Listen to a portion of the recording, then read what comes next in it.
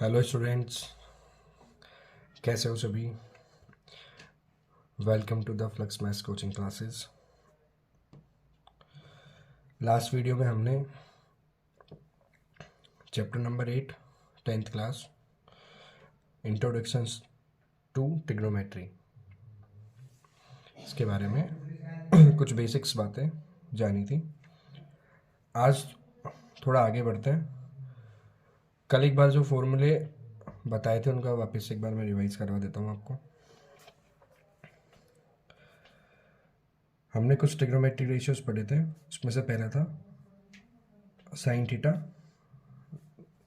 जो ये था परपेंडिकुलर अपॉन हाइपोटेनियस। सेकंड था cos theta, base upon hypotenuse. Third number पे था tan theta, perpendicular upon base. Fourth number में था cosec थीटा, जो साइन का reciprocal, hypotenuse upon perpendicular. sec theta, cos theta का reciprocal, hypotenuse upon base.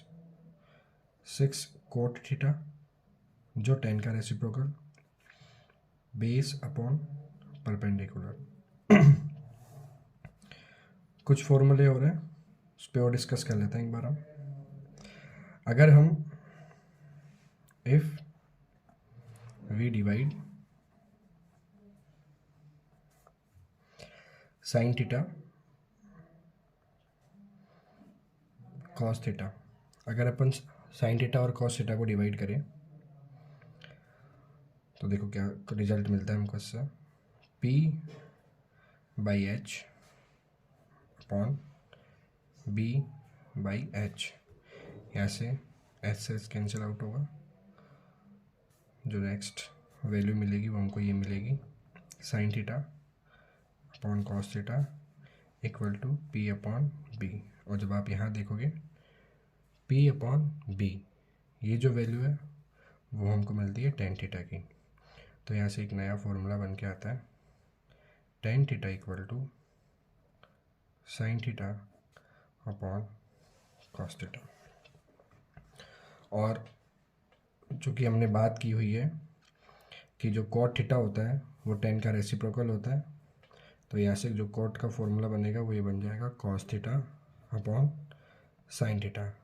Condition ये है कि तीनों के अंदर जो एंगल की वैल्यू है वो इक्वल होनी चाहिए, तब जाके फॉर्मूले काम करें। इसके अलावा जो मेन फार्मूला है, जो भी 8.1 एक्सरसाइज हम पढ़ने वाले हैं, उसमें जो काम आने वाला है वो पाइथागोरस थ्योरम, वो h square equal to P square plus B square, basically ये पूरी काम आने वाली है। ओके। बाकी और कुछ फॉर्मूले भी बचे हुए हैं, सारे फॉर्मूले पे हम बात बाद में करेंगे। जो नेसेसरी फॉर्मूले हैं 8.1 एक्सरसाइज के लिए वो यहाँ ये कंप्लीट हो चुके हैं।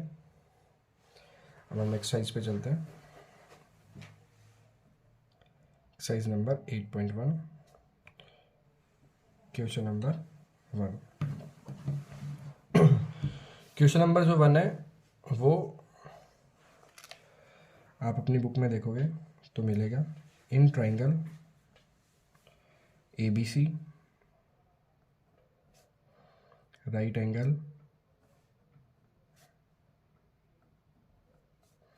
Eight B, AB equal to 24 centimetre, BC equal to 7 centimetre. Determine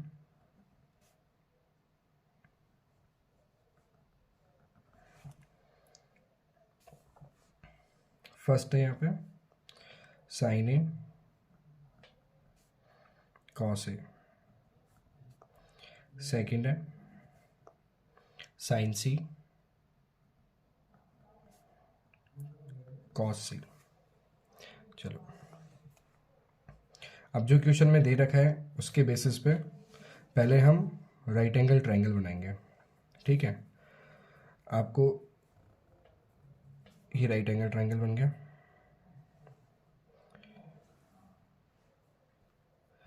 पहले 90 डिग्री, तो जो क्वेश्चन में हमको दे रखा है right angle at B, triangle का नाम है ABC, और क्वेश्चन ने पहले ही बोल रखा है कि राइट एंगल को बी पर लेना है। जो राइट एंगल जहाँ बन रहा है वो पॉइंट, जो वर्टेक्स होगा वो बी वर्टेक्स। ठीक है, बाकी बचे 2 पॉइंट कौन कौन से, A और C, वो आपकी चॉइस है, आप A कहाँ लेते हो और C कहाँ लेते हो।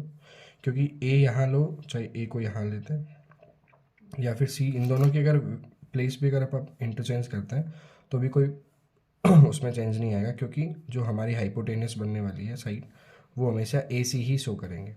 इधर C आएगा, इधर A आएगा तो भी AC, इधर A और इधर C है तो भी AC। और सबसे बड़ी साइड हम पहले ही बात कर चुके हैं, हाइपोटेनस ही होती है, तो अगर उसमें चेंजेस नहीं है बाकी दोनों में कोई दिक्कत नहीं है। ठीक है, तो आप C को यहाँ भी ले सकते हो, A को यहाँ ले सकते हो, बट B को पहले ही पॉइंट आउट कर दो कि B 90 डिग्री पर। फिर फर्दर आगे देखो, AB equal to 24 centimetre, BC equal to 7 centimetre. इस टाइप के क्वेश्चन करने के लिए सिंपल सा मेथड है, राइट एंगल ट्राइंगल है, सबसे पहले हमको राइट एंगल ट्राइंगल की तीनों साइड्स का पता होना चाहिए। अभी हमारे पास में राइट एंगल ट्राइंगल की केवल 2 साइड है, AB और BC, हमारे पास में राइट एंगल ट्राइंगल की तीसरी साइड नहीं है। तो सॉल्यूशन करेंगे, इसका सॉल्यूशन लिखेंगे, given that AB equal to 24 centimetre, BC equal to 7 centimetre, and जो एंगल B है वो है 90 डिग्री। यूजिंग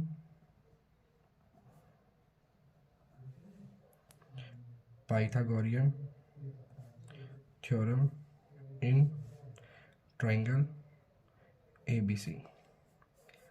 हाइपोटेनस कौन है, AC, तो AC साइड का square equal to AB side का स्क्वायर प्लस BC साइड का स्क्वायर। AC जो साइड है, AB है 24 का स्क्वायर प्लस 7 का स्क्वायर, 24 का स्क्वायर 576 प्लस 7 का स्क्वायर 49।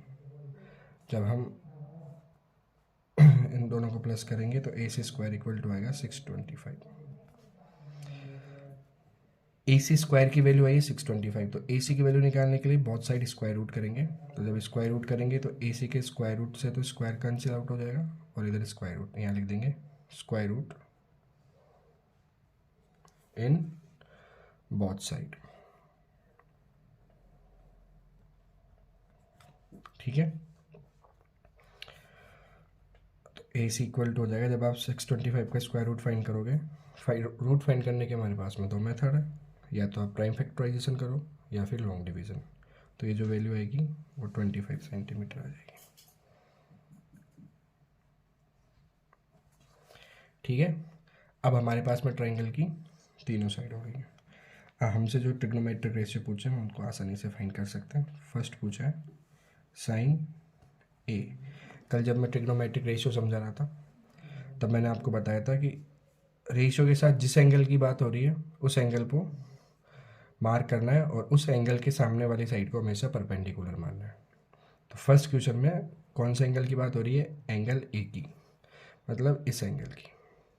तो साइन A इक्वल टू है परपेंडिकुलर अपॉन हाइपोटेनियस।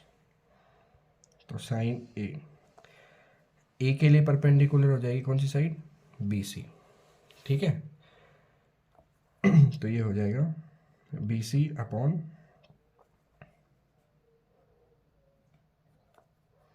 AC। तो यहाँ इसकी वैल्यू आएगी 7/25। सेंटीमीटर लेंगे नहीं, जब रेशियोज निकालते हैं तब जो मेजरमेंट्स होता है, यूनिट होती है, वो यूनिट कैंसिल आउट हो जाती है। तो 7/25। इसका सेकंड पार्ट है cos A. Cos A equal to base upon hypotenuse. तो कॉस ए का वैल्यू आएगी। अब जब हम ए की बात कर रहे हैं तो सामने वाली साइड परपेंडिकुलर, तो बची हुई साइड क्या हो जाएगी, बेस। तो अब बेस हो जाएगा ए बी अपॉन ए सी। जो परपेंडिकुलर और बेस जो होता है वो पूरी तरीके से किसके ऊपर डिपेंड होता है, जिस एंगल की बात हो रही है, थीटा के ऊपर। तो ये वैल्यू आएगी 24 अपॉन 25। सेकेंड पार्ट है इसका,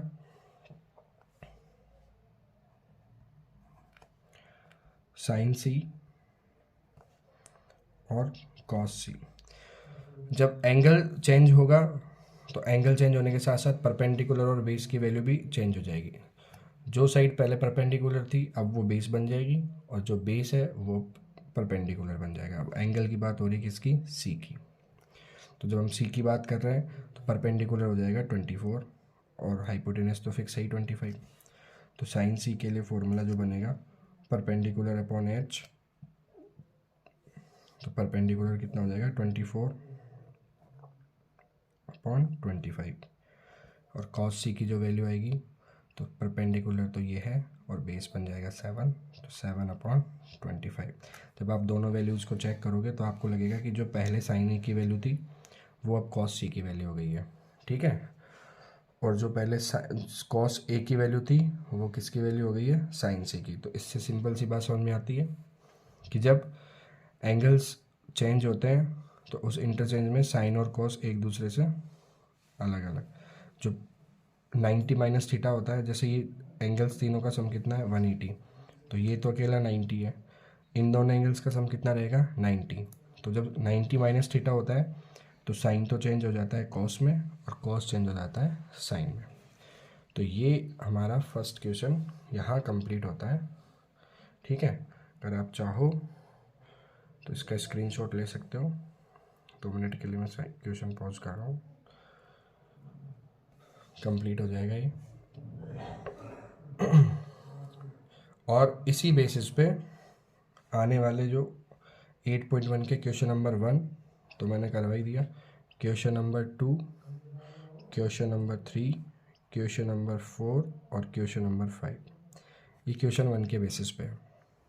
तो एक बार आप ट्राई करो, और इन चारों क्वेश्चन में से जो क्वेश्चन नहीं हो वो आप मुझे कमेंट सेक्शन में बताएं, जिससे मैं आगे उसको सॉल्व कर रहा हूँ, ठीक है। और चैनल को सब्सक्राइब करना ना भूलें, वीडियो को लाइक करें, शेयर करें, और अपडेट पाने के लिए बेल आइकन को प्रेस करें। Thank you.